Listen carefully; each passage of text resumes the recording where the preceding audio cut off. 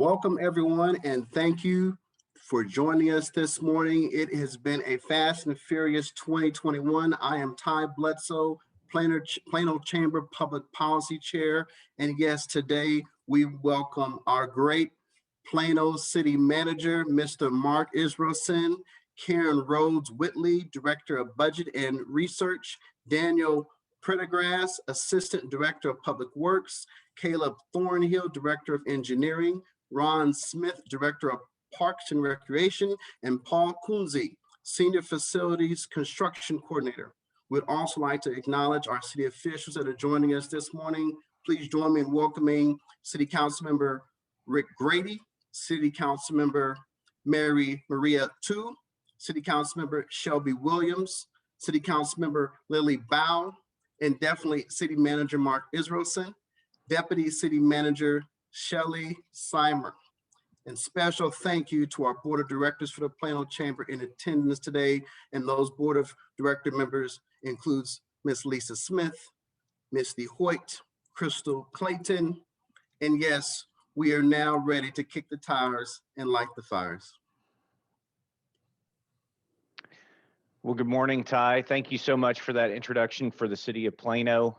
We are very happy to be here this morning. As most of y'all are aware, voting started today for the 2021 bond referendum, and we have a team here this morning to help go over the projects in a little bit more detail about what those projects are and what it means to the City of Plano.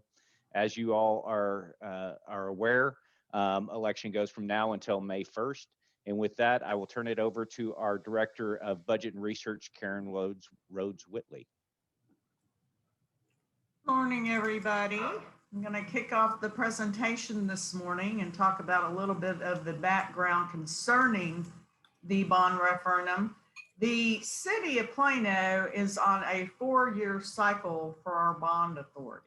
The city is projected over this next year to exhaust what we still have from the 2013, 2017, and we had a very small bond referendum back in 2019 to take out some very big, large projects out of our capital maintenance fund and fund them with 20-year debt.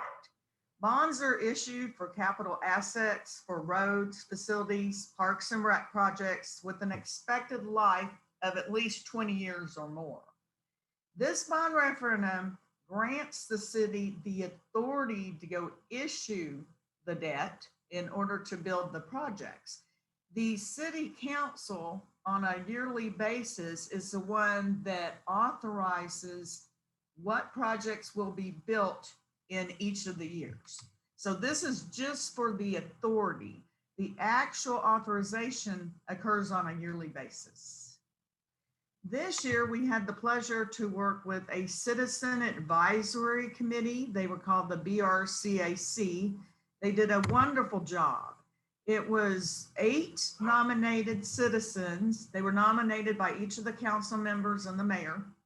Their assignment was to review, prioritize, and recommend and make comments on all the bond referendum projects and the propositions.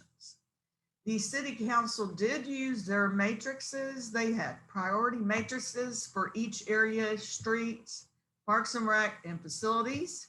They ranked them all, and that is what the city council went by when they selected the different projects we're going to go through here today. The 2021 bond referendum totals $363.9 million. The street Proposition A is by far the largest. It makes up 67% of the whole bond referendum. It is for street improvements at $231 million. Proposition B is for park improvements at $81.9 million. Proposition C is rec center improvements, and that's actually the Tom Muhlenbeck Center at 15.9. Proposition D is for public safety facility and improvements at $27.1 million. Proposition E is for municipal facility improvements, $5.5 million. And Proposition F is for our libraries at $2.5 million. We're about to go into some more details regarding each one of those projects. We did want to mention for the past 20 years, the city has been very successful with their bond referendums. Out of the past 20 years, we have gone through, since 2001, we've offered up 36 propositions. Only 2 have not passed in all that time. Back in 2017 was the Collinwood House, and it narrowly got defeated. And then in 2001, we went back and asked for more funding for a performing arts center to go in as a joint venture with Frisco and Allen and McKinney, and that did not pass. This is our current outstanding authority that we are issuing. In fact, we're on bond rating calls tomorrow. This will wind up the 2013, 17, and 19 authority. And I wanted to mention something. The City of Plano is always very conservative when we're coming up with any kind of tax rate, potential tax rate impact.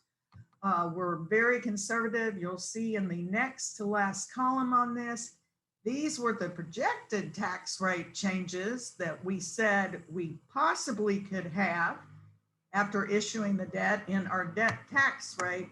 You will see though, over the last 20 years, we've only ever had to go up one time, and that was back in 2009. That was during the great economic recession. Our property values had seriously plummeted because of the recession, and we were able to go up 1 penny on the debt tax rate at that time, and that's the only time after the last 20 years. What we have going now, as far as our financial impact, if all of them were to pass, at the end of the 4 years, the tax rate change, the projected or potential tax rate change would be 2.13 cents, or for the average homeowner, that would be $67.71. There's all kinds of variables that go into this tax rate impact, like the interest rates at the time, what your average home value is going to do, the existing property values. Are we going to have new growth coming online from construction? Anyway, all kinds of numbers go into this. This in no way says we're going to go up. It's just we want to provide what a maximum tax rate impact could possibly be if all of them passed. We always have operation costs. Anytime you build a new project, you usually have increases in operating costs. The total for our bond referendum this time is $1.8 million. Street improvements is the largest, 1.3 million. Parks and recreations, 281,000, and public safety facilities is 237. All these are assumed to be done within our general fund operating budget and do not have any kind of tax rate on them. Okay, at this time, I will let Dan take over and he will talk about the streets. Thank you, Karen. My name is Dan Prendergast. I'm the Assistant Director of Public Works, and with me on this call is Caleb Thornhill, the Director of Engineering, and we're going to present the Proposition A street improvement projects. The slide you see here are the 8 projects that make up the $231 million Proposition A. I want to point out projects 1 and 2, arterial concrete street reconstruction and overlay, and residential street and alley repair. That's $170 million of the $231 million Prop A. Those projects are geared towards rehabilitation and extending the life of our pavement systems well beyond their 30-year lifespan, and I'll talk more about that here in a few slides. Next slide, please. Let's go through some background information first. This is a slide showing the City of Plano street network color-coded by age. The streets that you see in red here were built over 50 years ago, and they shade from red to orange to yellow and to green, with the green streets being built in the last 8 to 12 years. Overall, about half of our streets were built over 30 years ago, which is the end of their original design life. Almost all of them are concrete.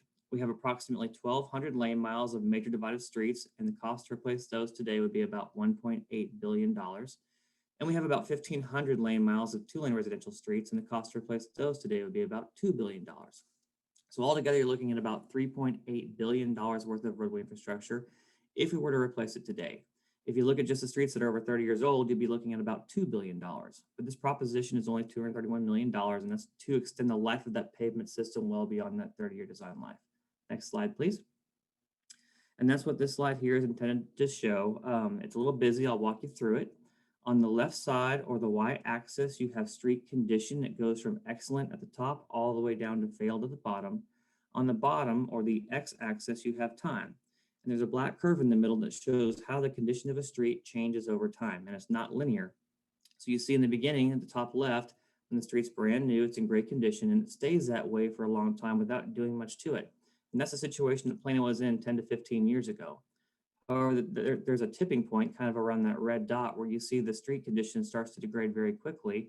And if we don't provide either preventative maintenance in green there or a rehab project in orange, the street will go all the way down to failed. And at that point in time, the only cost-effective method is to rebuild the entire road. However, that's 5 times more costly than doing a major rehab project that you see in orange there. We also score our streets. The last one was done in 2016, and we're doing one right now. When we scored the streets in 2016, only about 10% scored below a D. So our streets don't necessitate being replaced right now.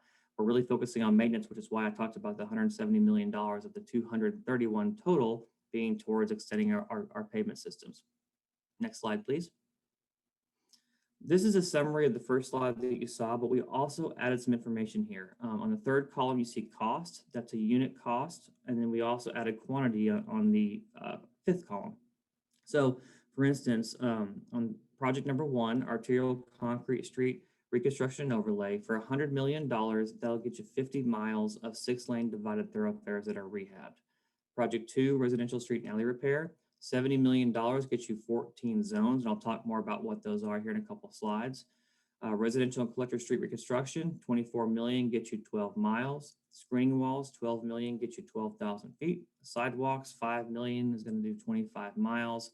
Intersection improvements, $4 million will do 4 intersection expansions.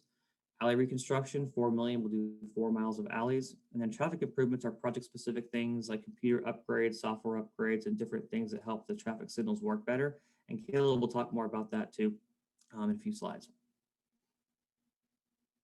The first project on Proposition A is arterial street reconstruction and overlay. It's $100 million. What this project is, I don't know if you've been on Independence Parkway between 15th Street and Parker Road. We do concrete repairs first, and then we put an asphalt overlay down in 2017. That was a test section to see if the overlay would be accepted by the public and also perform well and help protect the concrete below. It's done very well. We've gotten a lot of good feedback. So this project is going to expand that type of project through 50 miles of our 200-mile 6-lane divided network. It improves ride quality, safety, and the aesthetics as well. Next project, next slide, please. Next project is a residential street and alley repair. We do our residential sweeps through zones, and the map you see there in the middle shows our residential zones. They're labeled like D6 and F6. They're usually about 1 square mile that are bounded by major streets. And this map here is color-coded by the last time that we rehabbed a zone. So the areas that you see in blue, we have not yet rehabbed, and those areas are getting to be about 15 to 20 years old and need to be rehabbed. The areas in red have been rehabbed in the last 10 to 20 years, yellow 5 to 10 years, and green 0 to 5 years. So we need to go to those blue areas that are getting older and those red areas where it's been about 20 years since we last did a rehab project to get back to those areas as well. So that $70 million pays for 14 zones, and that keeps us on about a 20-year cycle to come through these neighborhoods and do major rehab. The main project type that we do here is we go through and we replace damaged concrete in the streets and sidewalks and alleys. We do it all at once over about a year to 1.5 year time frame, instead of going in and out of your neighborhood every other year going to a different street. So with that, I'll pass it over to Caleb Thornhill to talk about his projects. All right, thanks, Dan. Get to the next slide.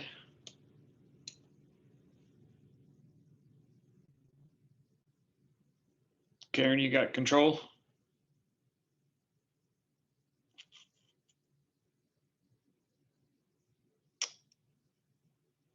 Karen, there we go. Oh, we've skipped a few. Can you go back one more? There we go, right there.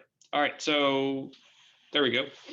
So yeah, Dan mentioned his staff and Public Works will do the rehab. When engineering does a project, typically it'll be a full replacement. So we've got $24 million for street improvements, and that's mainly in residential collector street reconstruction.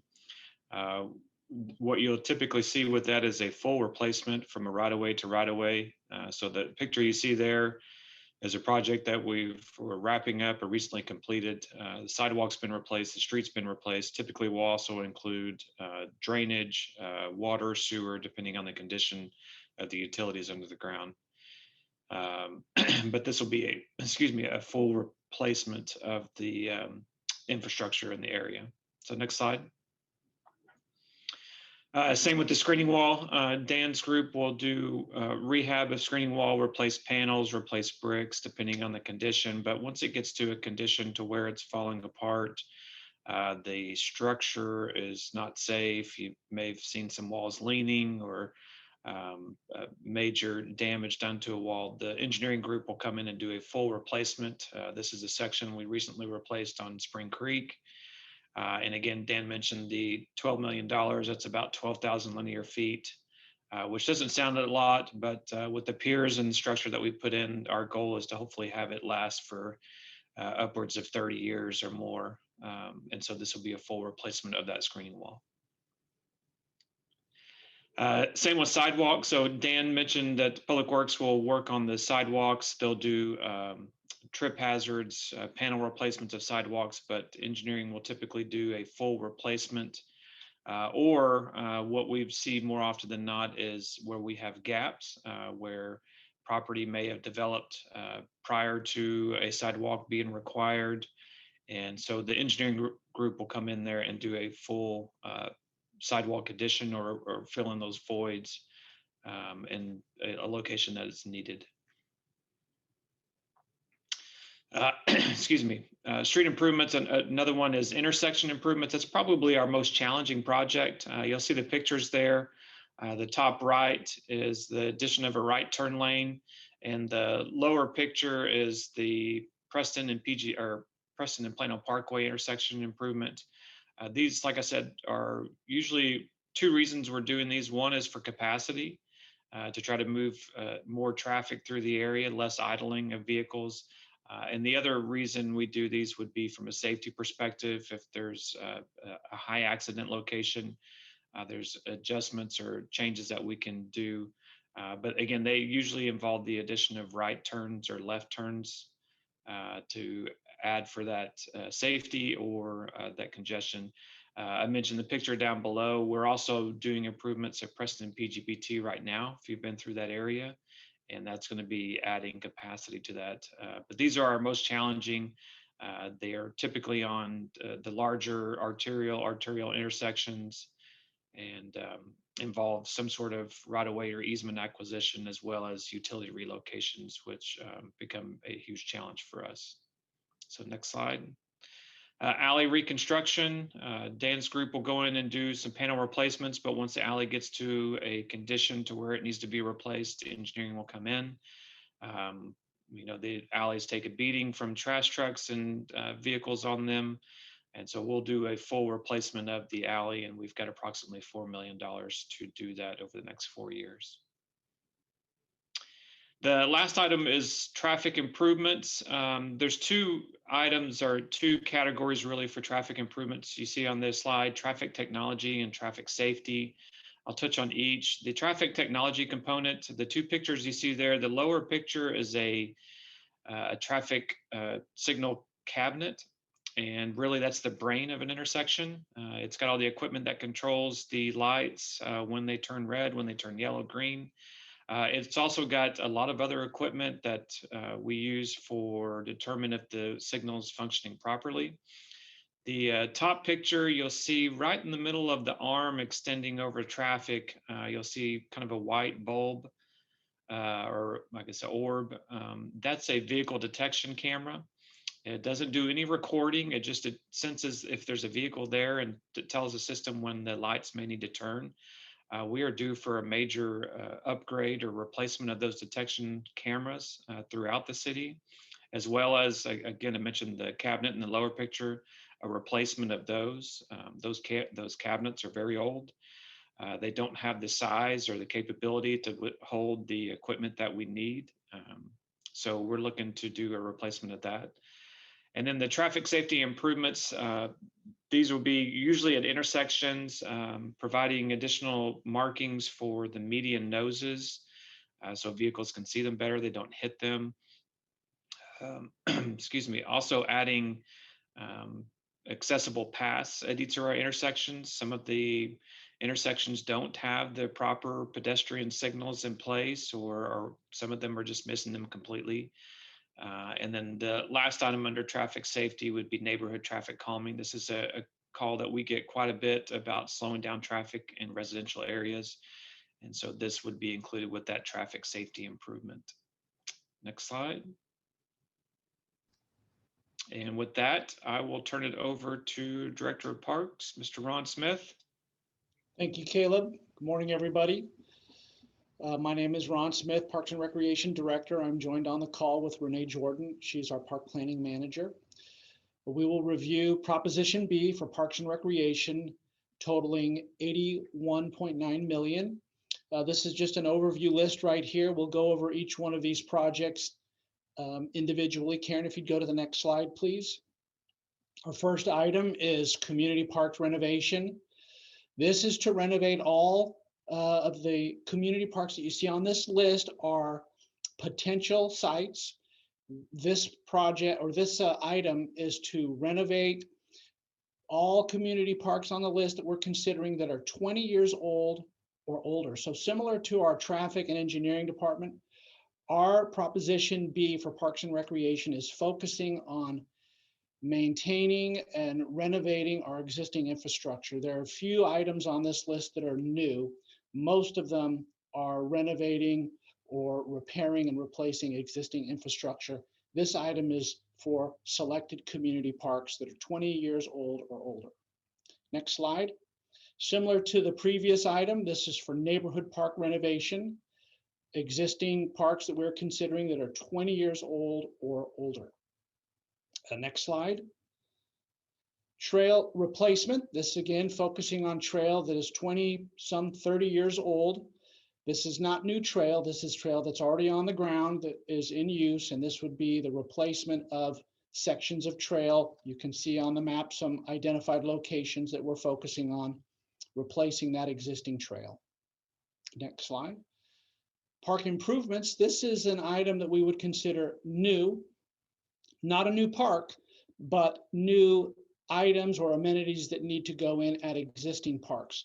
There are times when during the development process that we might miss something, or maybe the community after using the park for some years might let us know that we need to add a drinking fountain or a couple more picnic tables or benches, maybe some improved lighting. This item would allow us to address those needs as an as-needed basis, and it helps us keep all of our parks in tip-top shape. Next slide. This is recreation trails. This also is new. So this does not include any trail that's already on the ground and that our public is using. This would be sections of new trail that are previously identified on our trail master plan and would allow us to continue expanding and developing into a full usage our trail system. Next slide. This is the replacement of an existing maintenance shop that is currently located at Shell Park, east of Highway 75. The picture that you're looking at here is not the Shell shop. This is a new facility that was opened recently at Enfield Park. This houses our athletics division for our maintenance crews. What this item though would be replacing Shell maintenance shop that is over 40 years old, that does not accommodate the growth of our staff and the growth of our park system. So this item would allow us to build a new shop at a location other than Shell Park that would allow us to accommodate and fit all of our personnel that maintain all of our parks east of Highway 75. Next item. A park restroom replacement. We've identified 2 locations. These restrooms are old and they do not meet the needs of these 2 locations at High Point and Enfield Park. The parks are capable of facilitating a certain number of athletic events and activities, and the restrooms that we're looking to replace are too small to meet the needs of the park. Also, when we replace the existing restrooms, we will make sure that they are equipped so that they can remain open year round. Currently, some of our restrooms at these locations have to be closed during the winter months, which is a significant loss of service. So we're looking forward to replacing these restrooms that we've identified on the map here. Irrigation renovation. We've got several linear feet of irrigation that is old and underperforming that needs to be replaced. We've got several locations that we've identified where the systems are old and underperforming. And this item would allow us to go in and do a wholesale replacement of those aging and poor performing irrigation systems. This athletic field improvements, similar to the parks improvement item that we discussed, this is specific for new or additional amenities at our athletic sites. So we have 16 athletic sites that we maintain in the city that host hundreds, if not thousands, of activities every year, sports related. This 1.5 item would allow us to make some improvements that the community lets us know need to be put in place, like this picture here of a bleacher pad. Perhaps there's some other locations where we need to add additional capacity. This would allow us to do so. Lighting replacement, two locations that we've identified that need the sports lighting improved and renovated. This would be at Carpenter Park, Field 7 and 8, and at Infield Park South. This would be replacing the sports lighting that is aging out and needs to be replaced. Median renovation. This is certain locations throughout the city, 1.5 million in renovating existing landscaping that is already in our rights of ways and medians. This is the replacement or renovating of the exterior lighting at our Oak Point Recreation Center. This will be replacing with some newer technology like LED, and this would actually generate a small savings to the department of around $3,000. And two facility related parks and recreation projects, the replacement of the roof at the Courtyard Theater and also the replacement of the roof at the Plano Event Center. So that's the total of Proposition B. We also have Proposition C, as in CAT, for Parks and Recreation. This is the renovation of the Tom Muhlenbeck Recreation Center. This center is our heaviest used of all of our standalone recreation facilities. This 15.9 million would allow us to stay ahead of the curve. We like to renovate our facilities before or around the 20-year mark. The Tom Muhlenbeck Center is currently 14 years old, and by the time, if this is approved and we are able to kick the project off, we'd like to have those renovations done prior to that 20-year mark, since this is such a heavily used facility. Karen, I believe that that's it. We'll now go over to our public safety and facilities. I think Paul Kunze, you've got this presentation. Good morning, folks. Paul Kunze, Senior Facilities Construction Coordinator. For Proposition D for the public safety facilities, we got approximately $27 million we're asking for.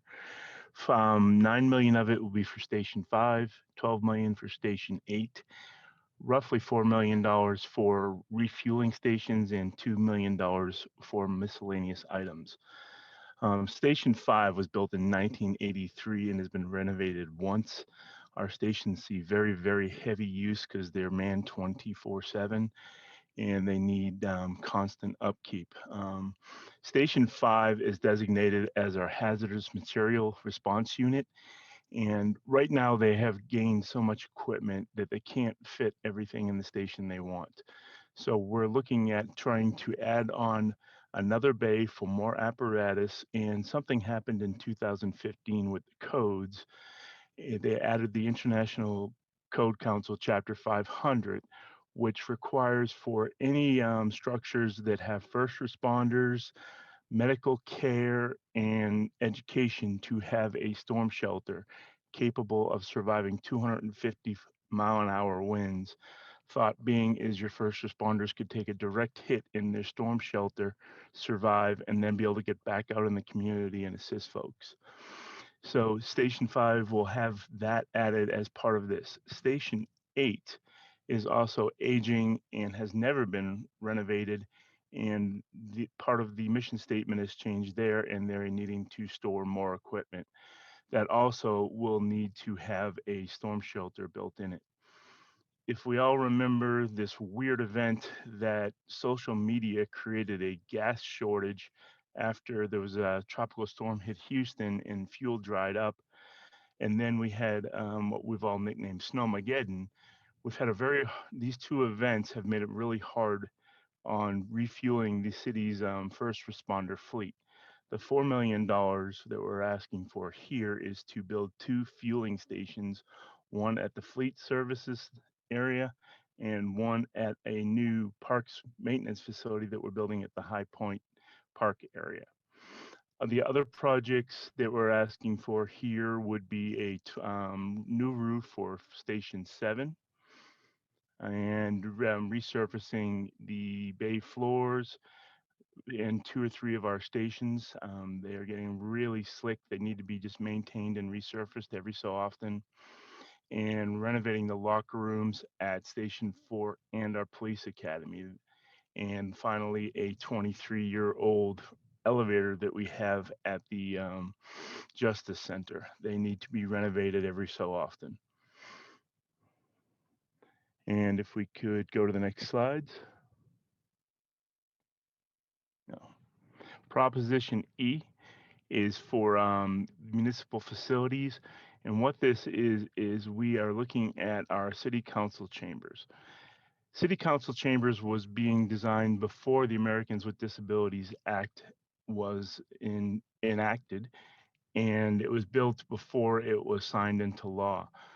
As a result, some of our ramps coming up from the bottom floor and into the council chambers and the dais do not meet current codes. Unfortunately, they were poured in place as structural concrete, so they're going to create quite a bit of work to have to break these up and replace them. In addition, we have an aging AV system in there that is also needing to be upgraded for the Americans with Disabilities Act. That system has components that are over 20 years old.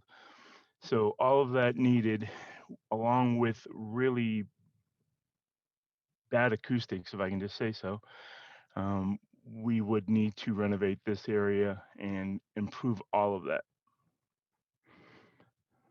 And Proposition F is for the library facilities. The $2.49 million is addressing replacing the asphalt parking lot at the Schimmelfinnig Library. The north windows at Haggard Library, they have had some pretty issues there with the windows are fogging up. Insulated glass sometimes can have problems with their seals that fail and they're fogged up, and the only way to replace them to fix them is to replace them. And we'll also be replacing roofs at Parr and Haggard Library and the existing parking lot lighting at Parr and Haggard and Schimmelfinnig up to new and more modern LEDs in the standard fixture that we use here in our city. Thank you, Paul. I'll go Thank you, ahead and Karen. finish up here. Just a couple of timeline reminders. Today is the first day of early voting. It lasts through April 27th. At the end of March, 1st of April, we did have a bond pamphlet come out in the Community Impact newspaper to all the citizens. This Thursday, we have a digital town hall meeting regarding the bond referendum. Also in April 7th and April 14th, we published all the election and educational bond video is airing on PTN. And then of course, May 1st is our election day. At this time, we will take questions. If you have any out there, you can always call me or email me. 972-941-7194 is our phone number. And of course, Karen R at plano.gov. Christine, I'll turn it back over to y'all. Well, thank you so much. And one thing I want to be able to say, and I'm remiss for not saying earlier, is that the City of Plano is a valued partner with the Plano business community and is an Inspire level member of the Chamber of Commerce. And yes, this has been a very, very helpful coffee with the city, right? And so, yes, we are encouraging you all to definitely leverage your ability to vote and keep Plano the city of excellence. Christine, let's see if we have any questions. And as we are looking for questions from members of the public, I want to thank Mark, Karen, Daniel, Caleb, Ron, Renee, and Paul. We appreciate your leadership and your attention to the needs of our community and for joining us this morning. I guess I have a question. I think we see one from the audience from Ms. Plonka. Mr. Kunz explained Station 5 gained equipment and needs renovation. From where did the equipment come? So who wants to answer that one? I can answer it. The equipment isn't gained, it's not being housed inside right now. The Hazmat 5 apparatus is being parked at this station, but they also have another response unit that carries bulk items for cleanup that is currently just sitting outside in the weather. The process that we're thinking here when we add the bay is going to create room for Hazmat 5 and this bulk unit. It's basically a large pickup truck with a trailer. When they do that, that may also create space to build and put an ambulance in this station, which currently it does not have one. So we're not adding apparatus, we're trying to protect the apparatus we do have currently. Great. All right, we have one more question. Can you share more about how Plano citizens can use Fix-It Plano? Who would like to answer that one?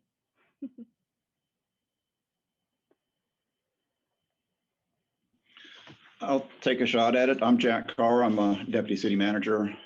There's a lot of different ways that you can get onto Fix-It. One way is the easiest is download it onto your phone. If you do it that way, you can actually take a photo and send that photo of the issue along with your request. You can also log on and go to our website. That's probably the easiest way to find. And throughout our website, there's ways to click on the Fix-It app. It'll ask you for your name and basic information regarding the request, and it's submitted and it goes and routed to the appropriate department that responds to that request and sends you an update periodically. Thank you. And then I personally have a question. I know the park by my house is being renovated, and I was just wondering, are we still working on the previous timeline from the last proposition, or has everything been shifted a little bit since the weather and some uncontrollable factors? Hi, Christine. It's Renee with the Parks Department. Which park do you live nearby? That's a great question. Which park do I live nearby? Is it Evans? Yes. Evans Park? Yes, it is. So Evans Park was identified for renovation in the 19 bond program, and it has just gotten underway, and it should be ready this fall. Wonderful. Ty, I could get back to you. Wonderful. Thank you, Renee, and thank you for all the feedback and all the insight that the leadership with the City of Plano has provided. You all want to encourage you to attend. We have an upcoming bonus public policy committee meeting on this Wednesday, April 21st at 8 a.m. Please join us via Zoom. We are still virtual for this time being. And remember, early voting starts when? Today, right? It starts today. You can vote right now and through Tuesday, April 27th. And yes, election day is Saturday, May the 1st. You can find all polling protocols and convenient locations at collincountyvotes.com. And yes, thank you again for joining us. Our meeting is now adjourned.